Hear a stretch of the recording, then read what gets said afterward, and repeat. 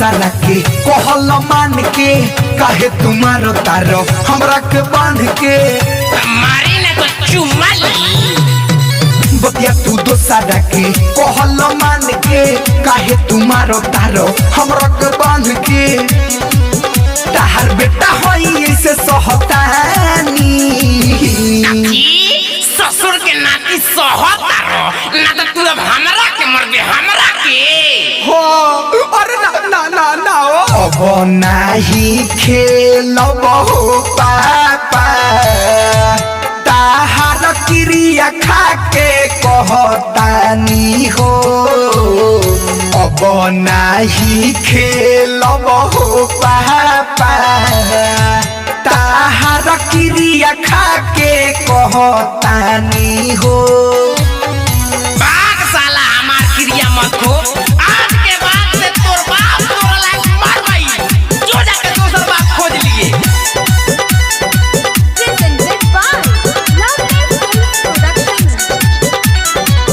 हमारा के मारो तारो काहे घसीट के हारल नइखी पैसा लाइल बहनी जीत के होई त 50 रुपया ले आइल बानी।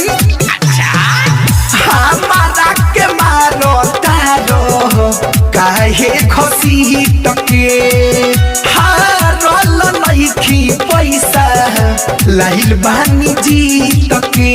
चुप एकदम चुप। अरे झूठा नहीं सच कहतानी। वाह बेटा, बाप के नाम साग पाता, बेटा का नाम परोरा, ससुर के नाती 50 गो रुपया का जीत के लिए आई बड़ा तोहरे कमीनी से घर चलेला। अरे सब दिन ना तो कम से कम एको बेरा चली नू। अब नाही खेलब हो पापा ताहार क्रिया खा के कहतानी हो। अब नाही खेलब हो पापा ताहार क्रिया खा के कहतानी हो। अरे छोड़ ना तो कितना मरबो। म्यूजिक बाय गौरव रोशन। कान धरतानी अब से गलती ना होई छोड़ी दो न पापा तोहर लइके नुहाई। तो लइका आई तो मुड़ी पर चढ़ के होगा भी।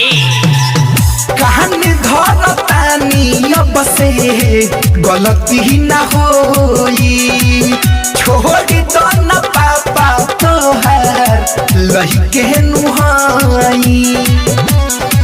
शिव प्रेमी संग कब चल जानी ओकरे चलते तो साला ते बर्बाद भइल बड़ी।